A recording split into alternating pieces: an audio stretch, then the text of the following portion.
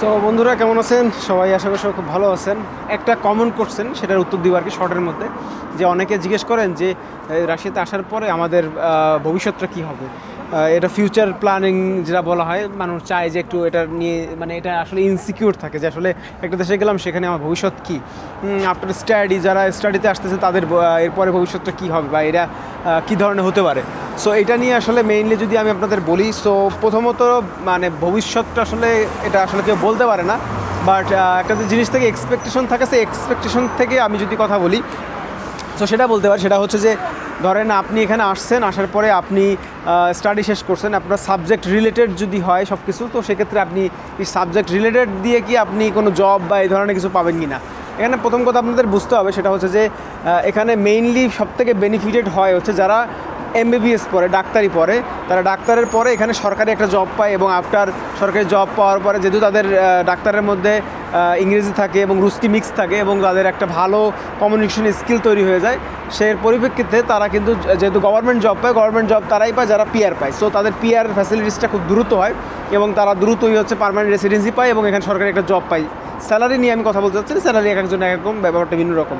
So এখানে অন্য সাবজেক্টে আছে কিনা, হ্যাঁ, যদি আপনি ভালো ইঞ্জিনিয়ার হন, লাইক আপনি যদি খুব ভালো মানে ইঞ্জিনিয়ার হন, ভালো অটোমোবাইল, অটো মেকানিক্স, আপনার যদি মনে করেন রোড আর্কিটেক্ট, এই টাইপের যে সাবজেক্টগুলো আছে, এখানে যদি আপনি ভালো মানের ইঞ্জিনিয়ার হতে পারেন এবং কম্পিটিটিভ আপনার যদি ক্রিয়েটিভিটি থাকে, সো আপনি এটা শো করতে পারবেন। সাথে আপনার অবশ্যই রাশিয়ান ল্যাঙ্গুয়েজ লাগবে, এইটা যদি আপনি ক্যাপচার করতে পারেন, সো এরপরে আপনার জন্য স্মুথ হয়ে যাবে। আপনি বিভিন্ন কোম্পানিতে বড় বড় জায়গায় যেমন কনস্ট্রাকশন হচ্ছে, রাশিয়াতে বিভিন্ন রকম ইনফ্রাস্ট্রাকচার হচ্ছে, সেগুলোর সাথে কিন্তু আপনি কাজ করতে পারবেন এবং সেখানে আপনি মোটামুটি একটা ভালো মানের মানে জব বা যেটাই বলেন সেটাই কিন্তু আপনি তাদের সাথে অ্যাচিভ করতে পারবেন।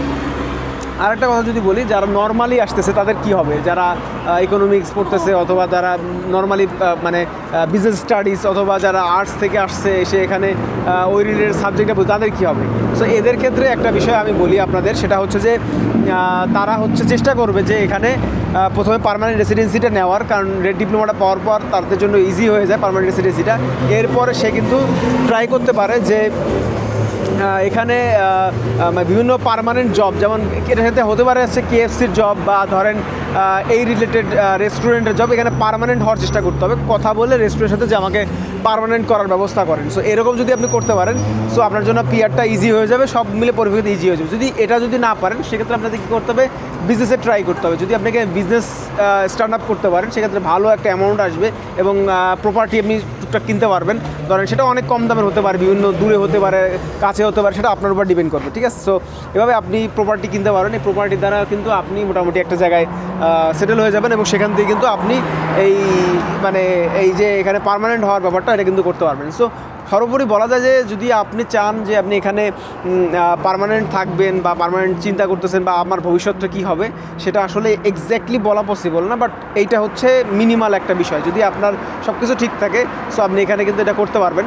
আর একটা দেশে পার্মানেন্ট রেসিডেন্সি হলে সেখানে আস্তে আস্তে আপনার 2-4 বছর লাগুক, 5 বছর লাগুক, আপনি কিন্তু দাঁড়ায় যাবেন বা আপনার একটা ব্যবস্থা হয়ে যাবে। সো এখানে আসার প্রথম ব্যাপারটা হচ্ছে কি, আপনাকে ধৈর্য ধরতে হবে। যদি আপনি ধৈর্য হারা হয়ে যান যে 1 বছর আসছে, আমার এখনো কিছু হচ্ছে না, আমার গাড়ি হচ্ছে না, আমার বন্ধুরা অন্যান্য দেশে আছে, ইউরোপে আছে, সেখানে তারা বিএমডব্লিউ চালাচ্ছে, আমার কেন একটা সাইকেলও কিনতে পারতেছে না।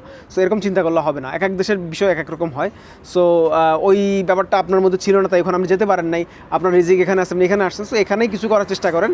এবং সর্বোপরি ব্যাপার হচ্ছে আপনার ভাগ্যে যতটুকু আছে, যদি আপনার ভাগ্যে 1 কোটি টাকা থাকে, আপনি এনি হওয়া এটা পাবেন। যদি আপনার ভাগ্যে না থাকে, তাহলে আপনি কিন্তু এনি হওয়া পাবেন না। সো ওই মানে আবার পাবেন না বলে বসে থাকলে হবে না, চেষ্টা করে যেতে হবে সবার জন্য। এটাই হচ্ছে আমার মেইন কথা। আর আরেকটা বিষয় সেটা বলবো যে যারা স্টুডেন্টে আসেন তাদের জন্য কিছু অপরচুনিটি থাকে, ওয়ার্কারদেরও অপরচুনিটি আছে, বাট ওয়ার্কারদের একটু কম হয়ে যায়, কারণ তারা কাজের পরে হচ্ছে সময় পায় না যে নিজেকে স্কিল ডেভেলপ করবে, একই কাজই করতে থাকে, ধরেন ইনকামের উপরে ডিপেন্ড করে। বাট স্টুডেন্টদের কিন্তু ইনকাম আবার কম হয়, সেক্ষেত্রে কিন্তু তারা মানে পার্মানেন্ট রেসিডেন্সি বা অন্যান্য যে ফ্যাসিলিটিসগুলো এটা কিন্তু বেশি পায়। মানে ব্যাপারটা হচ্ছে যে যারা ওয়ার্কার তারা একদিক থেকে বেনিফিট হচ্ছে, যারা নর্মাল স্টুডেন্ট মানে যারা স্টুডেন্ট আসছে, নর্মাল স্টুডেন্ট মানে ডক্টর না, তারা কিন্তু একরকমভাবে বেনিফিট হয়। সো শেষ করতেছি, আমার বাস চলে আসছে পিছনে, দেখা হবে অন্য কোনো ভিডিওতে। সে পর্যন্ত ভালো থাকুন, সুস্থ থাকুন আর কমেন্ট করবেন অবশ্যই। আল্লাহ হাফেজ।